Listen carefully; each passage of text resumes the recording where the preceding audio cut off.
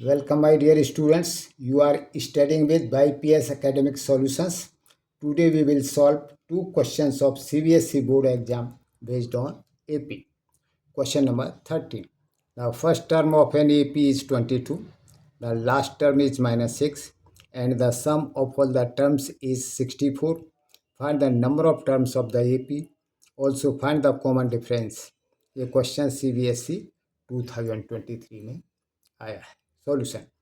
Given first term A is equal to 22, last term L is equal to -6, and sum of all the terms, that is Sn, is equal to 64.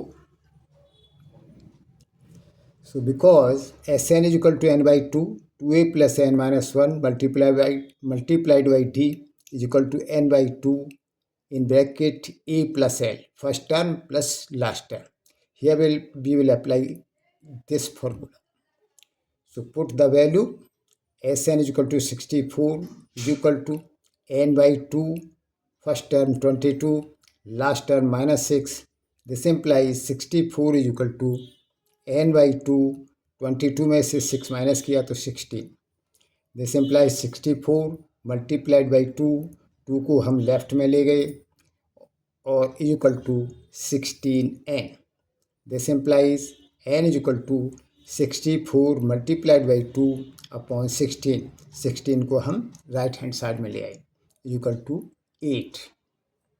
Now l is equal to last term is equal to a, and general term is equal to a plus n minus 1 multiplied by d.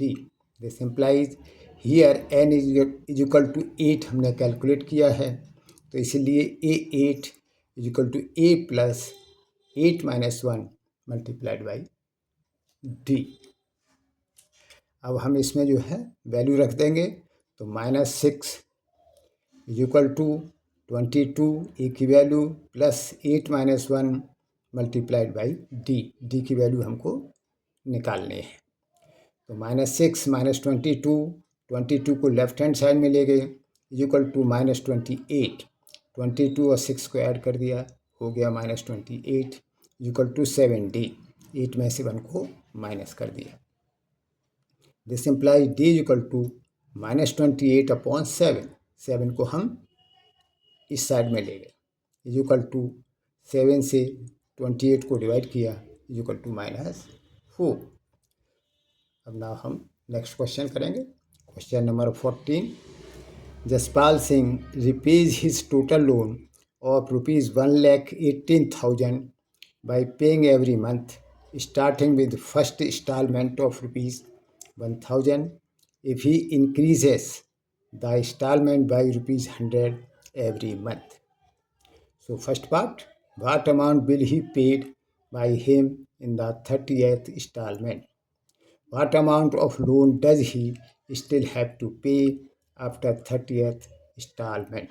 CBSE 2012 and 11 में ये question आया है. पहले question को समझते हैं. जसपाल ने 1,18,000 loan लिया और उसको रीपे कर रहा है. फर्स्ट इंस्टॉलमेंट उसने 1,000 रुपीज़ की दी, फिर हर महीने 100 रुपीज़ जो है वो बढ़ाता गया है. तो हमको अभी पता करना है कि 30th इंस्टॉलमेंट में वो कितने रुपए पे करेगा या कितनी अमाउंट पे करेगा. और फिर सेकंड पार्ट में पता करना है कि 30th इंस्टॉलमेंट पे करने के बाद उसका लोन या अमाउंट कितना शेष रहा. तो शुरू करते हैं solution. First part, instalment in first month ₹1,000, in second month 1,000 plus 100 is equal to 1,000, 1,100. Sorry 1,100. And instalment in third month in rupees equal to 1,100 plus 100 is equal to 1,200, so on. These installments are in AP with first term A is equal to 1,000 and common difference D is equal to 100. Now amount paid in 30th installment A30 is equal to हमारा ये formula है A N is equal to A plus N minus one multiplied by D. इसमें हम सब value रख दी तो A30 is equal to 1000 क्योंकि ए की वैल्यू 1000 है first instalment, plus 30 minus one n की वैल्यू 30 क्योंकि हमें 30th इंस्टॉलमेंट का अमाउंट पता करना है, मल्टीप्लाइड बाई डी। डी यहाँ पर 100 है जो हर महीने वो इंक्रीज़ करता है अमाउंट। इसको कैलकुलेट किया तो आ गया बराबर ₹3900। अब हम करेंगे second part. A amount paid in 30 instalment, यानी total amount paid by him in 30th instalment. अब वो हमको मालूम करना है। तो S30 इक्वल टू हमारा ये फॉर्मूला है SN equal to N/2 2A plus N minus one multiplied by T। और वैल्यू रख दीजिए तो S30 equal to 30/2 2 multiplied by 1000 plus 30 minus one into 100 is equal to, जब इसको आप कैलकुलेट करेंगे तो आंसर आएगा ₹73,500। Remaining amount of loan that he has to pay is equal to total loan minus already paid loan. So